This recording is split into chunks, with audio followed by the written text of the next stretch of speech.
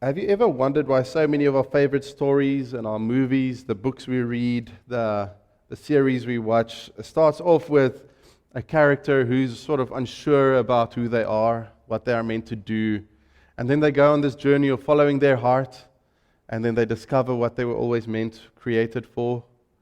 I think these stories resonate with us because they speak to something deep within us, something primal within us. When my daughter, Junior, was about 3 years old, we just moved to Maritzburg. We didn't know a soul here.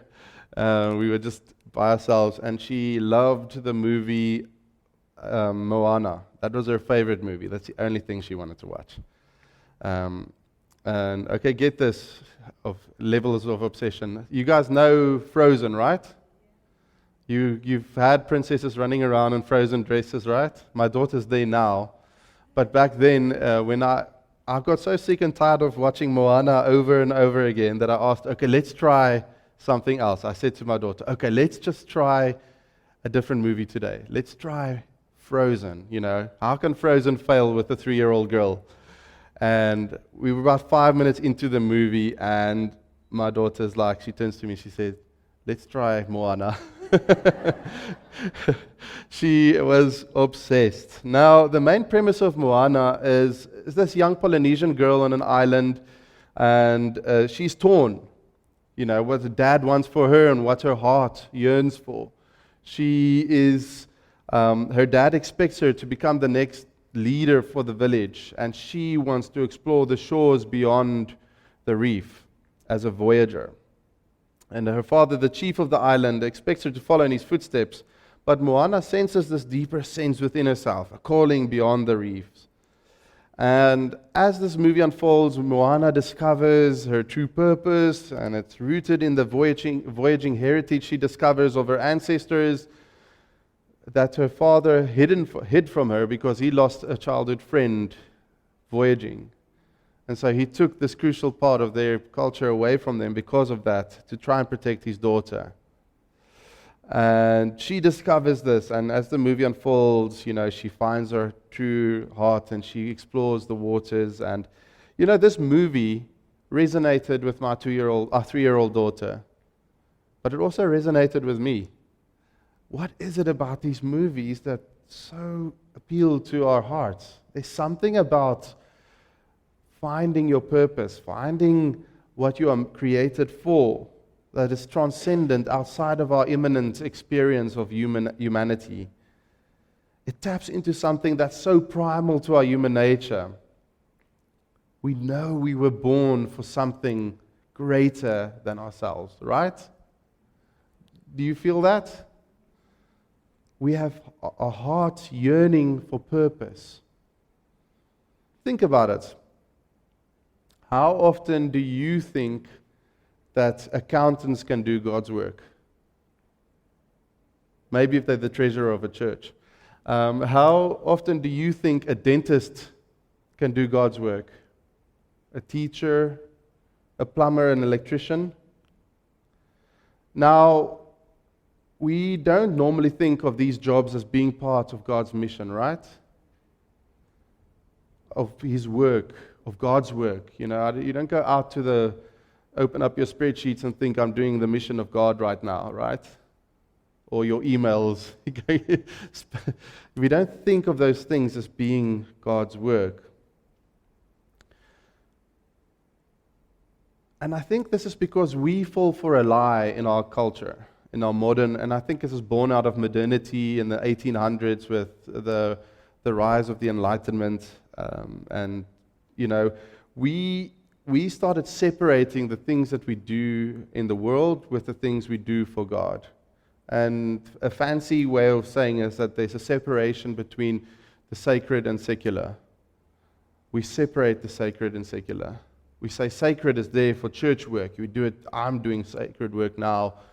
In the missionaries who leave their high-earning jobs to go out into dark spaces of the world, they're doing sacred work, but me as a dentist, I don't do sacred work. Or me as an engineer or having a floor company or whatever, we're not doing God's work. And it's not our fault for thinking like that. It's just the world we grew up in. It's the air that we breathe. You ask a fish if it's wet, it will tell you, I don't know what water is. But without it, it's just the environment that we grow up in.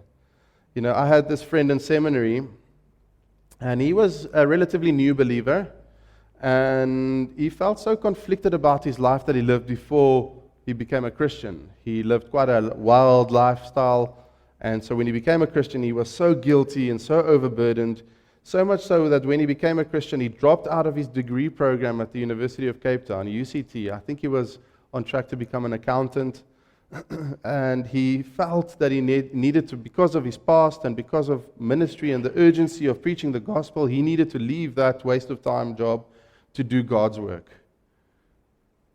and enter into full-time ministry. The sense of ministry and he fell for this idea that the only way of doing God's work is if you're going into church work or mission work. And so he filled every moment of his waking day with trying to preach the gospel. Like we had breaks at our, lunch break. He would be out on the street corner there in Kalk Bay in Cape Town trying to hand out tracts to the ongoing passengers. He had to fill every waking moment with something. I remember him complaining to me about his girlfriend who was complaining about him not wanting to watch a movie with her. Because he felt like movies are a waste of time and guilt-inducing.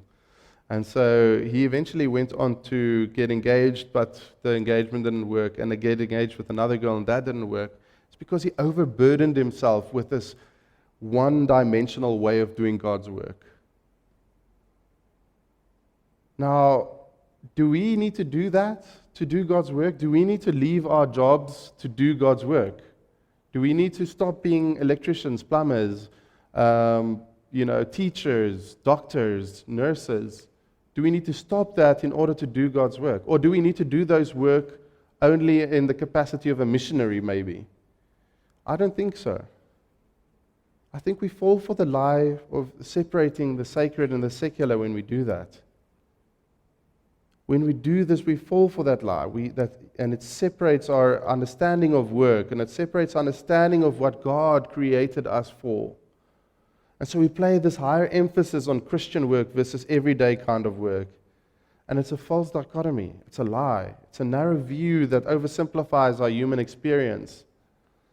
And like with my friend who left his degree program in accounting to go into full-time ministry, I think he was led out of a good direction. It might have been a better place for him to be in, to minister in, because of this kind of misinformation. And as we reflect on this, it should become clear that our work, no matter how ordinary or how secular it might seem, can be part of God's greater mission, of God's work out there. And in order to achieve this, I have a few passages that I want to share with you this morning in order to inspire these thoughts. The first two passages are from 1 Corinthians 10, verse 31, and 1 Peter, verse 4, verse 10 to 11, and they read as follows. 1 Corinthians 10, verse 31, and I'm reading from NIV. So whether you eat or drink or whatever you do, do it to the glory of God. I'm sure you've heard that passage, right? Then we have Peter. Each of you should use whatever gift you have received to serve others as faithful stewards of God's grace in various forms. If anyone speaks, they should do so as one who speaks the very words of God. If anyone serves, they should do so in the very strength of God provides, so that in all things God may be praised through Jesus Christ. To him all the glory and all the power forever and ever. Amen. Now what I want to do with these two passages this morning is rooted into a theology of creation. If we turn our Bibles back to Genesis 1 verse 26, we see that God created humanity in the image of God. And it reads as follows. Then God said, let us make mankind in our image, in our likeness, so that they may rule over the fish of the sea, the birds of the sky, over the livestock of all the wild animals, and over all the creatures that move along the ground. Now, for me personally, I think the image of God is one of the most central theologies out there. It's one of the most important truths that we can find in the Bible. It sets us apart from most religions. The image of God, and I'm sure you've heard many sermons on the image of God, and when you've heard of them, they often would have told you about the value and dignity of humanity. Am I right? They tell you like you're created in God's image with immense value, with immense dignity, that nobody can strip away from you because God injected it into your very being. And that is true. But we seldom go beyond what that actually means, or the flip side of that truth, what the image of God means. It's twofold, really. If you read over in the Old Testament, you encounter the passages where you see pagan temples. You see that there's often a statue inside of a pagan temple, and you'll often see the Israelites praying, and the statues would be falling over and stuff like that. So for most of history, for the longest time, we have taken that understanding of the temple and the statue in that temple. Archaeologists and anthropologists used to just think that those were the gods that they were worshipping, that the statue that you see in the temple were the gods that they worshipped back then. But they realized over time that that's actually not true. The statue inside of the temple was a mere mirror, reflection of the deities up in the pantheon, up in the sky or the heavens, whatever you might call. So the statues, in a way, represented the gods.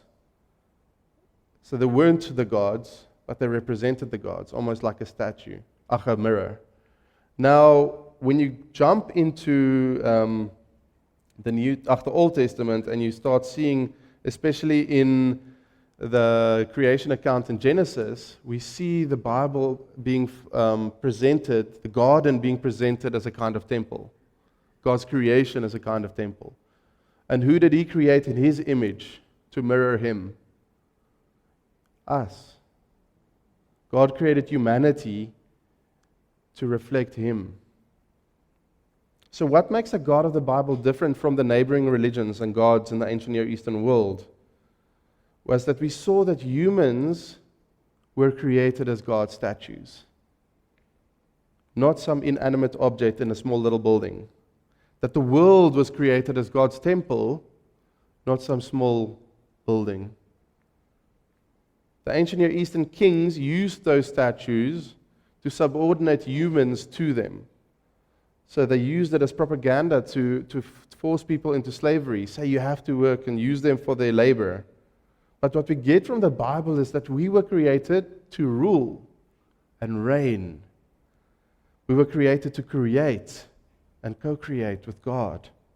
We were created to inspire goodness, truth, and justice. We were the rulers. We are the supposed statues in God's temple, if you like, to represent Him, to mirror Him into the world around us, in a way that is meant to care for creation, take care of it. So therefore, things like climate change should anger us. Things like injustice should anger us. Things like theology that says God is going to destroy the world should annoy us. Because God is calling us into a vision of creation, taking us from the first garden, His temple, and He's taking us to a city. And who does He use to create newly, to renew His world, His creation, to restore it to its original goodness? Us. His image. We ought to mirror God's goodness in this world around us in everything we do. God tells us to rule and reign this world in creative ways, to restore it in its original goodness. He calls us into His vision of making all things new, to use the language of the book of Revelation.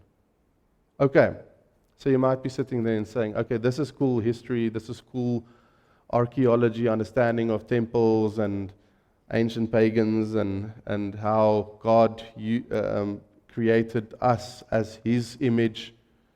But what does that have to do with me when I'm opening my emails or my spreadsheets on a Monday morning when I don't want to open up my spreadsheets? If we are called to rule and reign, how does that speak into our jobs and our callings? The pastor John Marcoma, he wrote a book called Garden City. And if you want a book on this sort of thing, it's actually a really cool He also elaborates on a lot of these ideas, and John Mark Comer puts it like this in his book. He writes that the Bible is filled with metaphor and metaphor for who God is and what God is like. God is an artist, a designer, a creative. He's an engineer, a builder, an ecologist, a zoologist. He's an expert in horticulture, a musician, a poet, a king, and a shepherd. But above all, he's a worker, and a vigorous one at that. And when we look at God in this way, then we recognize that there is much more to God's work than preaching and doing work on the mission field. When we realize that God is an engineer, then it should inspire our engineers to flourish and work for God's glory. When we realize that God is a contractor, then we manage our teams and we build and we create, right? When we realize that God is an ecologist or a conservationist, then it inspires us to preserve nature, to take care of nature, to take care of God's temple. If we are an activist fighting for human dignity or against abuse, then it inspires us to allow God and His prophets to inspire us to fight for justice, to love mercy, and to walk humbly with our God in the language of Micah. If you're a doctor overburdened by the demands of a broken system, be reminded of the divine healer in Jesus Christ who came to heal a broken world, and don't lose heart in the important work that you do. And so I can go on into teaching, whatever we do. But all our supposed secular jobs in that kind of language make our world go round, right? So it is important in God's economy. Without plumbers, without electricians, without creators, builders, nurses, and doctors, nobody can do their jobs. Our world will crumble and fall apart. You see, we need to inject our day-to-day work with a renewed sense of sacredness, of spirituality. Responding to your emails and opening your spreadsheets can be a way of contributing to God's mission.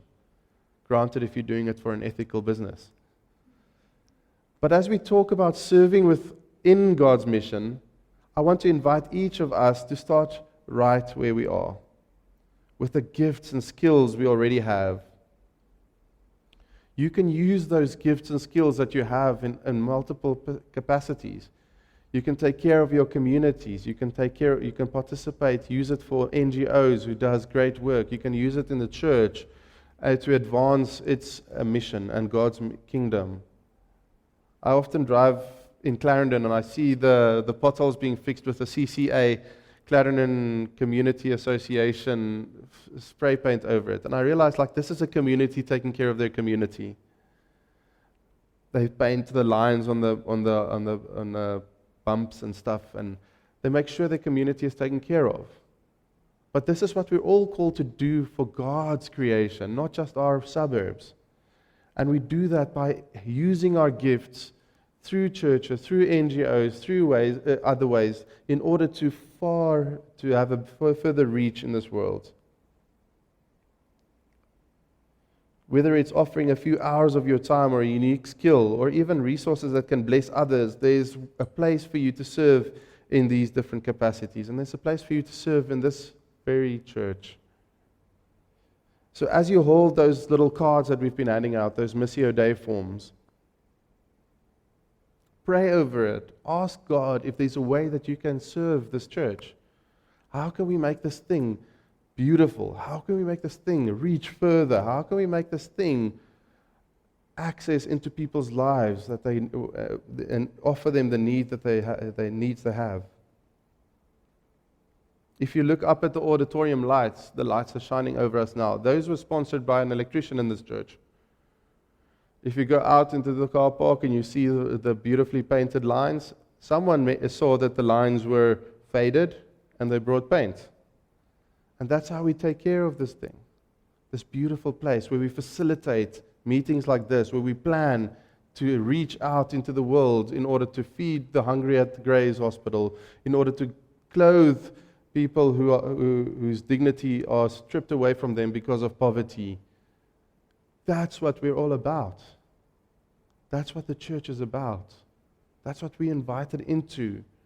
And so the gifts given here this morning might feel like just money thrown into a bag. But when you go look at the things that it does, where it goes, what it enables, then it's beautiful. It's a seed. It grows into something beautiful. I can go on with how people take care of this church, and it is in those acts that this church continue to do the work that we are doing. So I want to invite you again to grab one of those forms, pray over it, ask, how can I serve?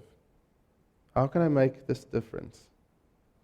And so as I conclude, I want us to leave with this reminder that we were created as God's images. We are His statues in His temple that He created in order to co-create with Him, to co-labor with Him, to change this world, to renew this world, to restore it to its original goodness. And that's the journey we're on, not towards destruction, towards a city. From a garden into brokenness, and we restore that brokenness, and we will go into that garden city where everything is renewed, where every tear is wiped away. And then finally, I want to show you one more thing, that we're not just asking for your help. We want to help you as well in the capacities that we can. And so we actually had a long discussion at our council meeting on Thursday night about a way that I think we can actually serve you, and I thought it would be a good way to place it into the sermon, because it speaks into what we are preaching this morning. And that is, we want to invite all our members, All Saints members, to come and give us your business cards, because we want to take those business cards and then put it on our website to start creating a little page devoted to a community. Say, for example, someone new comes to PMB and they visit All Saints and they go on the website, they see, oh, look at all these businesses. I need someone to build something, or I need someone to do my electrical work or something. And then there's a whole hub of businesses on our website. And so I want to work on that, but I want us to, I just need you to give me your business cards. Does that make sense? We think this can be a great way for us to show that we care about our members, and we want to take our community seriously and promote the businesses that is in here, because it's these businesses that are meant to make a change out there. It's us saying that we trust you, that you are God's handiwork out there.